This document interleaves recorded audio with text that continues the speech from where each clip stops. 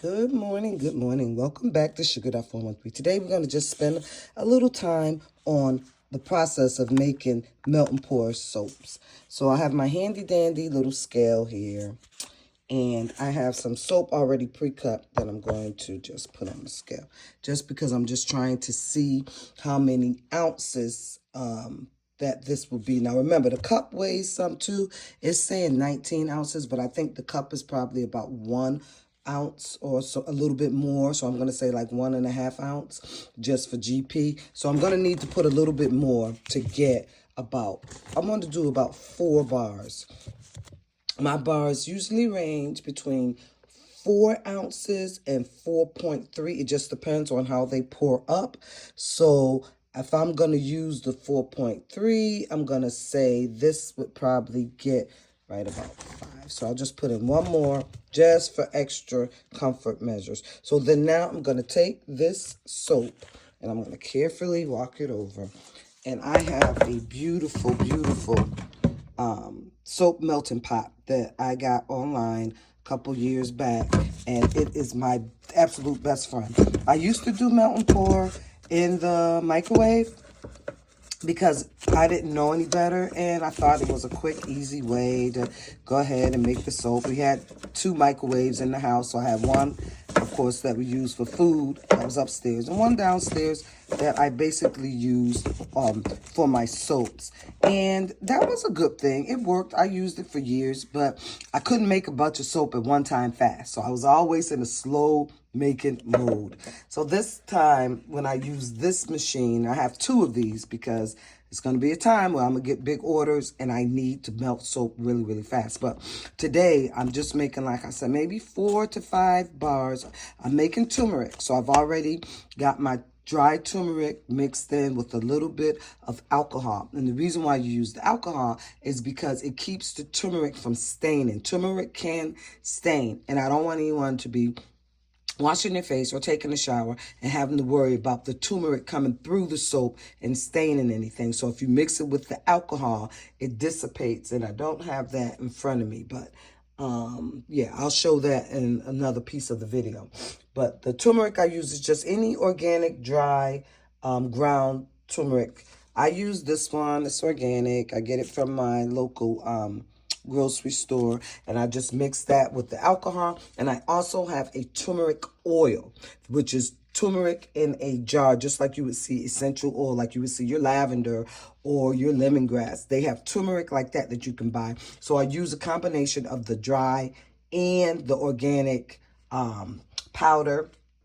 I use the powder and the essential oil turmeric together just to get that more turmeric in my soap, because a lot of people crave my soap and they like to use it on their face. So I've been getting a lot of requests. So that's why I'm making about 5 bars with this batch, and I'm going to make probably about 3 more bars. I need to have a total of about 10 bars altogether because people keep asking me and I don't have enough in stock.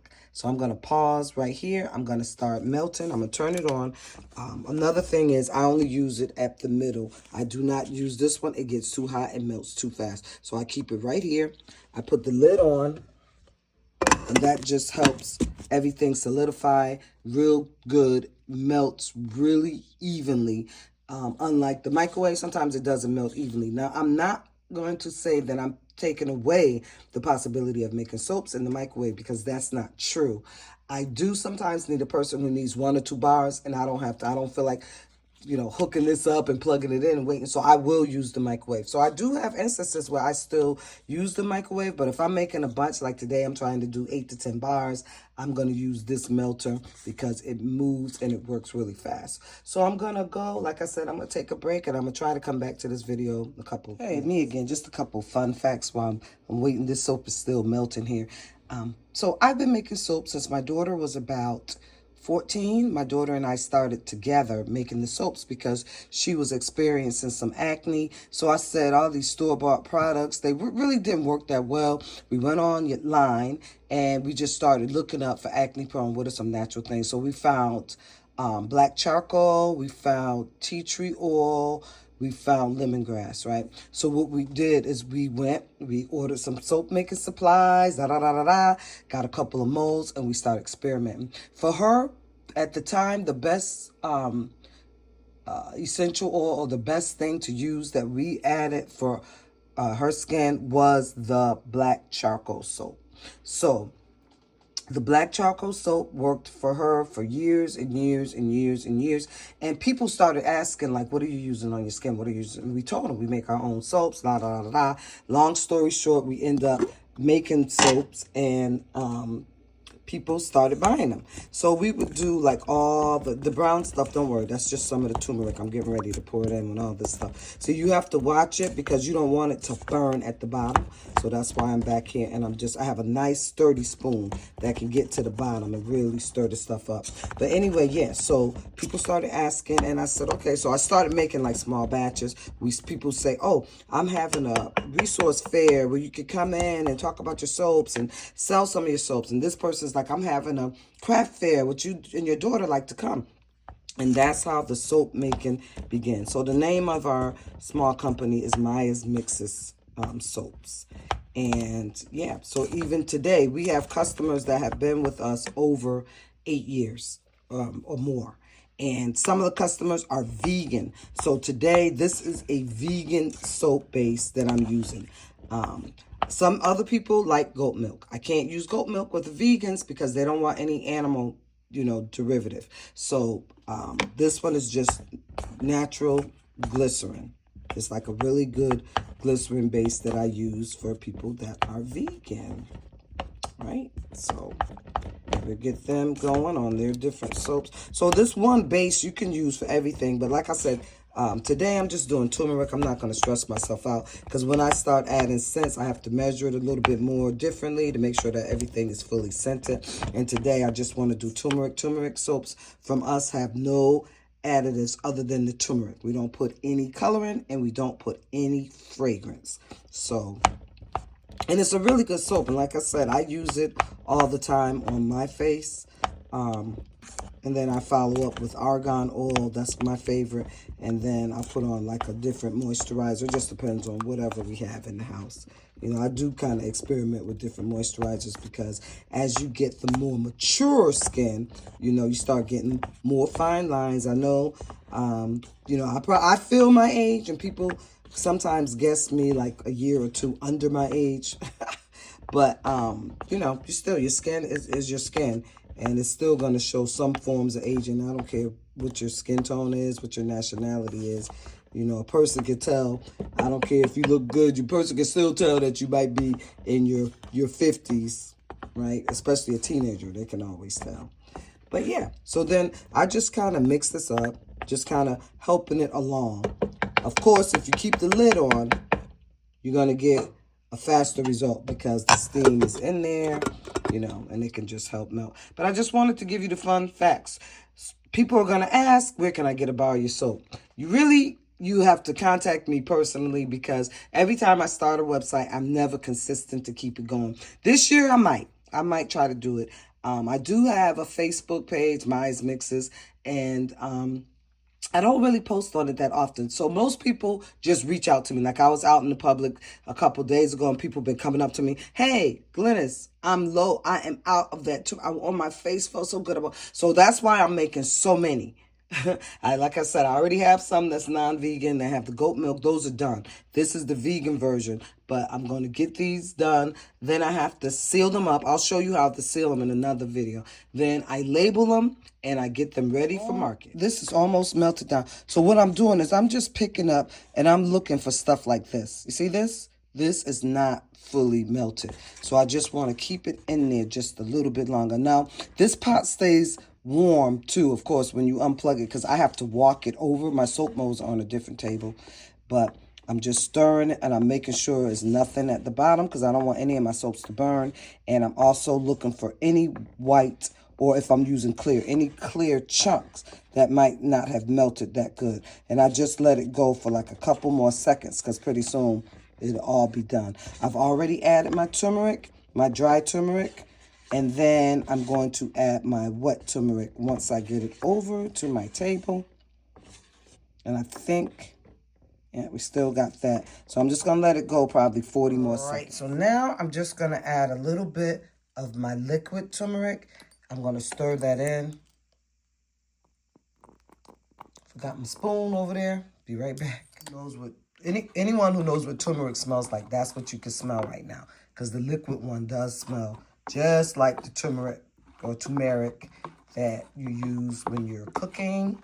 Which the powder one is the one that you use when you're cooking, but the liquid one smells a little stronger. Here's my mold that I'm going to use today, right? So I don't know how many of these I'm going to fill, but I'm going to try to fill as many as I can. And I have another batch of soap just waiting so that we can make sure we get 8. And I want them to be at least 4 ounces each. These molds are 4 ounces. These molds are 2 ounces. So the 2 ounces ones, I take 2 and I sell those. These are 1 bar, 1 bar. You know, just so that people get the full out. So you get the picture. So this is what it'll look like when it's done.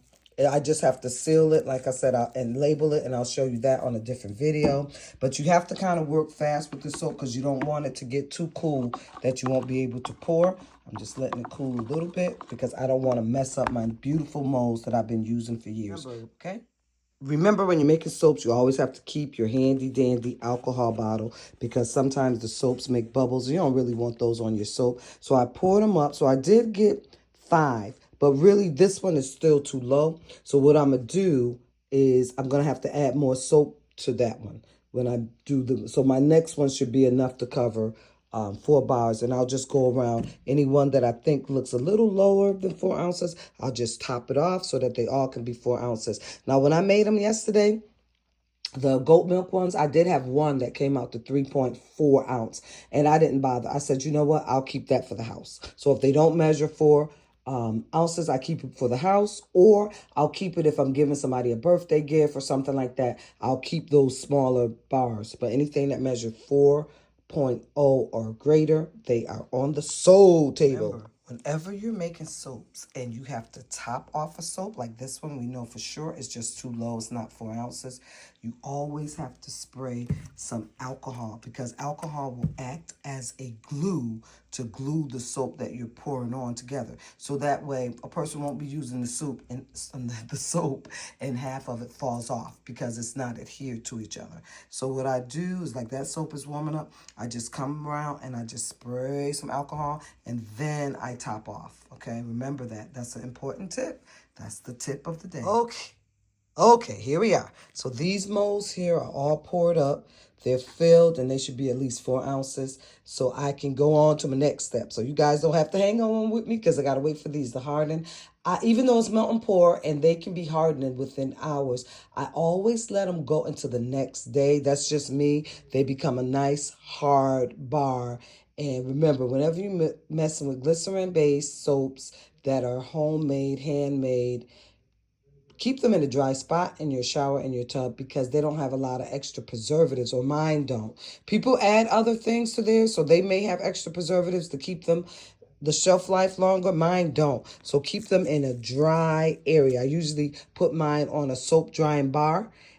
This is a little bar that you can buy that the excess water drips off your soap so you don't have to worry about your soap getting soupy and soggy. But these should be able to last you, well, depending on how much you use them. I wash my face morning and night, and I use the very, very small bar that I have in our bathroom. It's probably like this. And it probably lasts me about 2 months, just depending on how much soap you use.